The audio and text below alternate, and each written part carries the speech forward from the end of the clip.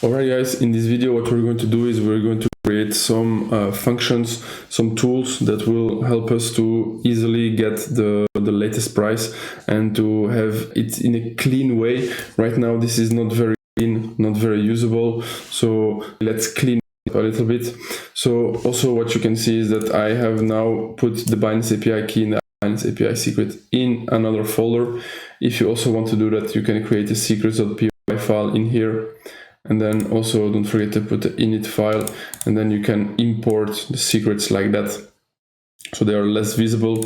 Still not a very safe way of doing it. In the future video, I'll show you more secure ways of storing your secrets.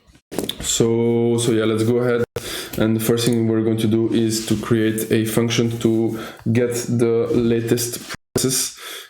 So yeah, let's write def get latest price, client, and code. So these are two arguments that we need to pass. So the client, it's defined in here. Let's comment this out for now. And in here what we will do is e equals 0, and then we're going to do a small while loop while e is smaller than 10. What we will do is we will try to get the latest price. So it's basically the same as in here.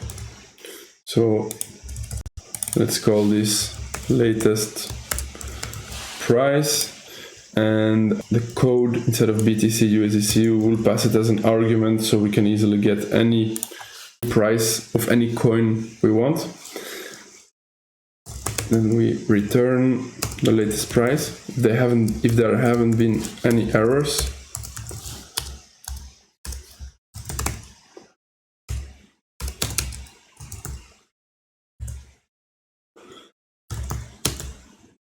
Alright, and then if there has been any errors, what we can do is we can let's print out the error. There will basically almost never be an error, but if there has been, we can print it out.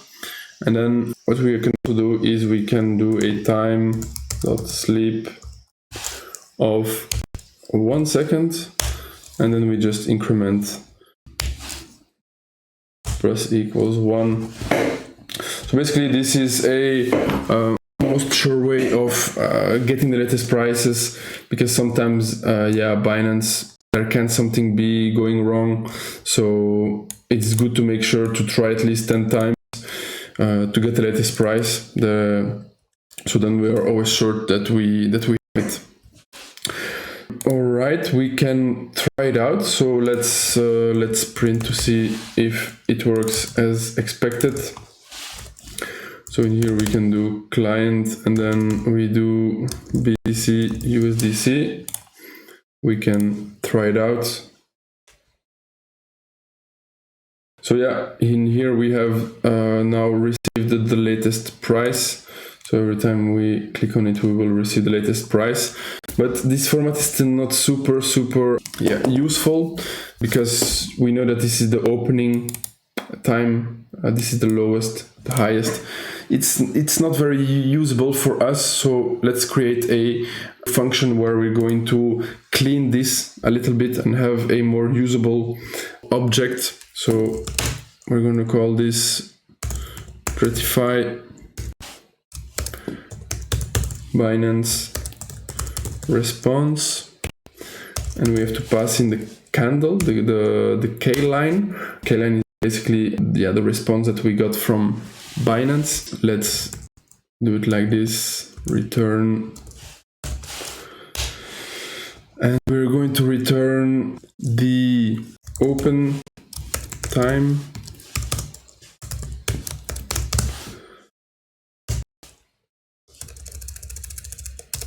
let's leave it open for now, like this.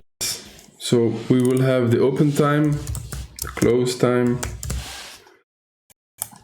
the open amount,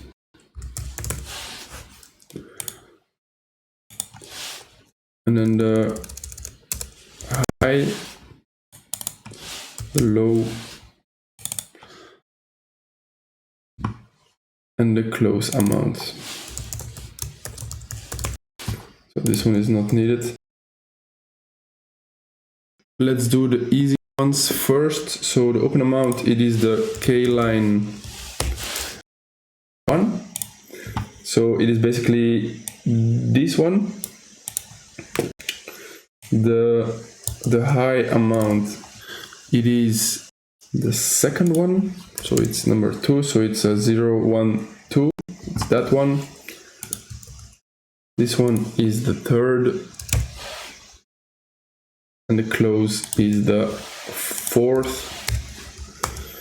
Open time, it's a little bit more complex because we have received the open time in UTC timestamp format. So we want a Python date time object. It's much more easier in Python to work with that. So we need to convert it. So for that, what we need is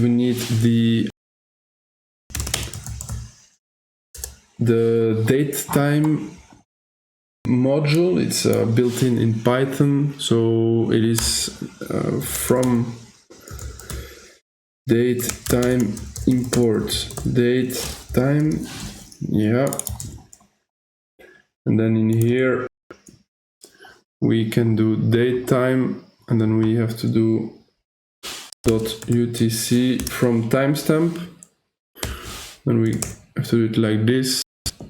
In here, honestly, it's not very important that you understand what is going on. It's just a way to transform the timestamp into a usable Python object, so you can just copy and paste the code.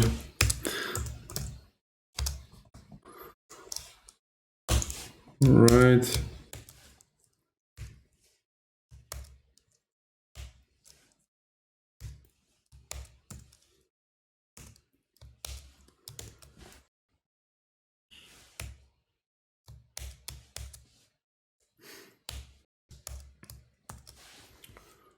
All right, that should be great. And then we do the same for the closing time. So the closing time, it's the sixth one. So 0, 1, 2, 3, 4, 5, and 6. So that's the closing time.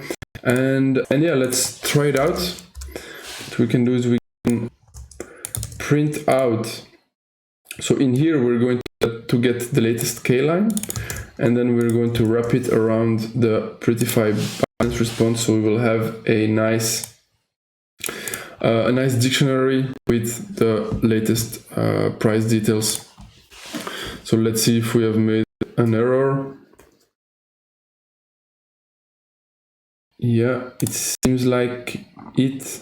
Yeah, I think we need to pass in here. We're taking the because Binance is returning a list, and inside of that list we have some more lists, so we have to take in the first item of that list. So let's run that again. So yeah, so it worked. So as you can see here, now we have a dictionary with the open time, the closing time, the amount, the high, the low, and the close amount. This is much more workable, much nicer to work with. And if we want to try in another coin, we can just do it like that. List index out of range. Let me see why that happened.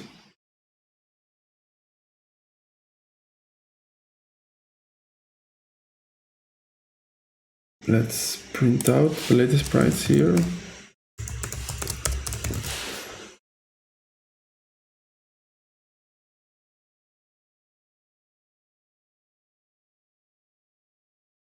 Oh, it's not ETC, it's ETH. Of course, he didn't find any with ETC, so let's run it again with ETH from Ethereum. So yeah, so in here now we can see that the open amount is this one, the high, the low, the close amount. So basically you can do this for any coin pair.